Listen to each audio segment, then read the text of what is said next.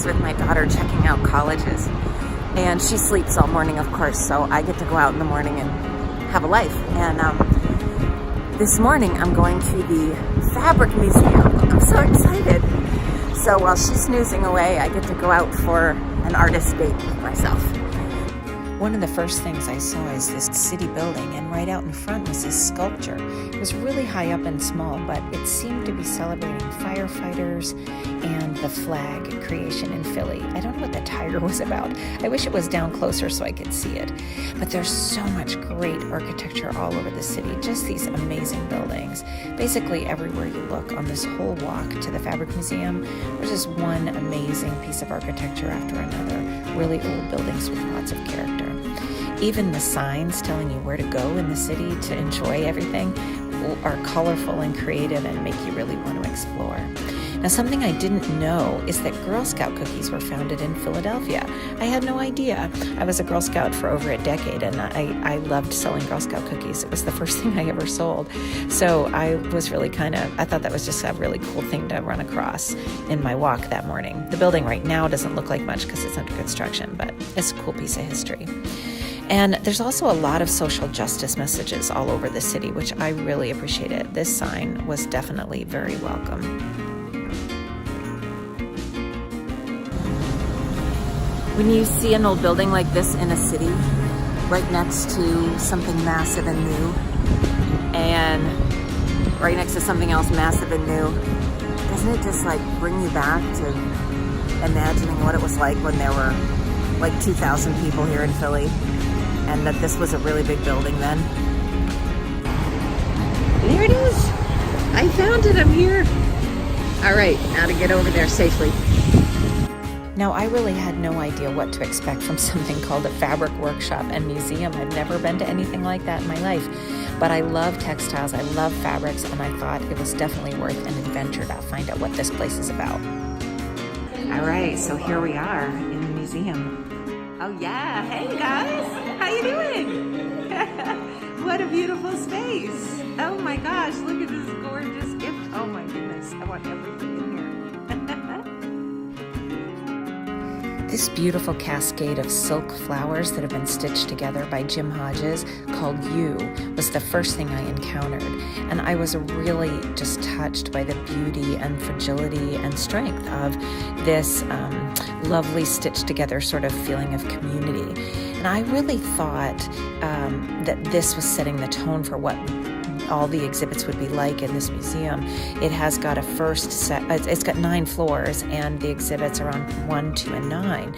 And so I thought really, oh, it's all going to kind of feel like this.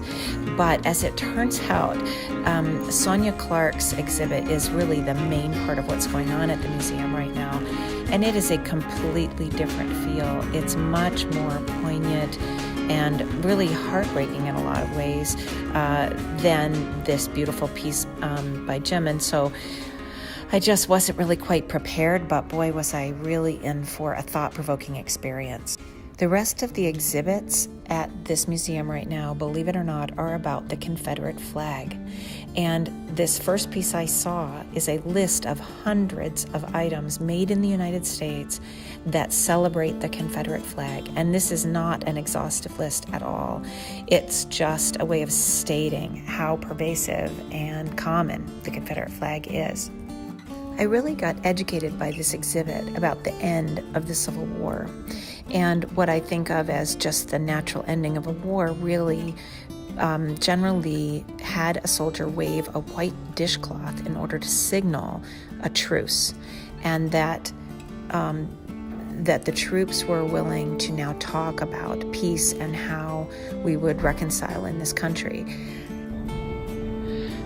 Sonya Clark's exhibit here is making the point that the flag we know is the Confederate flag from the Civil War, and it's memorialized in so many ways. And the flag we really should know is this dishcloth.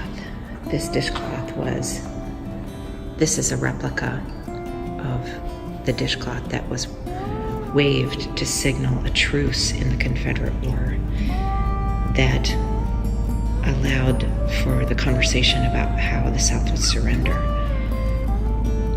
Why is it, she asked, that we know the Confederate flag? Everyone knows the Confederate flag, but no one really knows about this flag.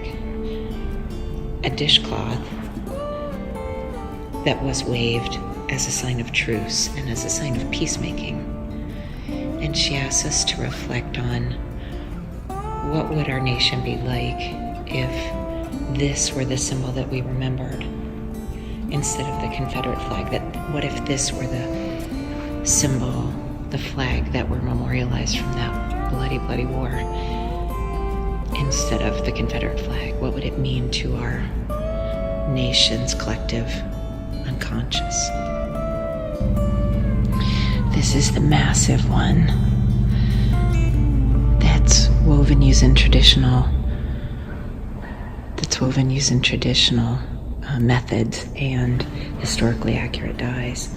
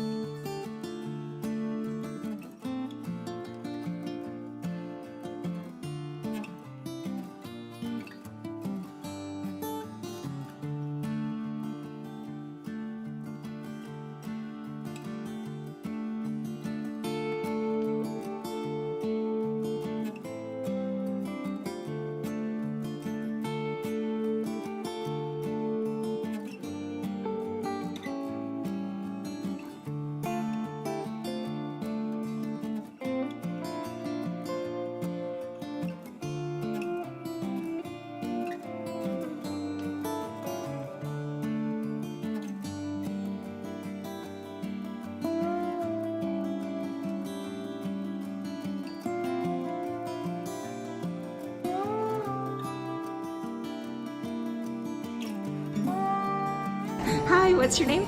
I'm George. Hi, George. All right, George, so tell us what's going on here. So basically we have all of these desks set up with the laser cut image of the Truce Flag.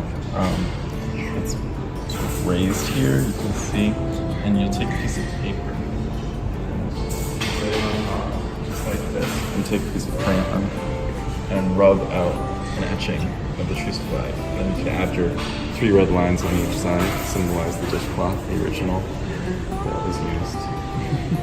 Cool. And then over here we have a few balloons set up where we can teach the weaving of the Truce Flag, the same waffle weave pattern that you see upstairs.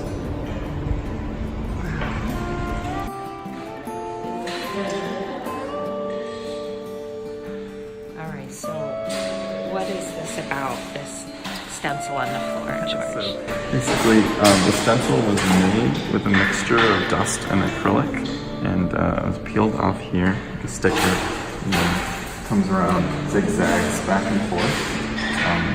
And for the performance that the artist did in the space, she covered it with all of this dust, the same dust that was used to make the stencil, which we actually took from Declaration House and the Independence Hall here in Cleveland. And so she went through the space and washed it with this Confederate dish rag here that she bought online.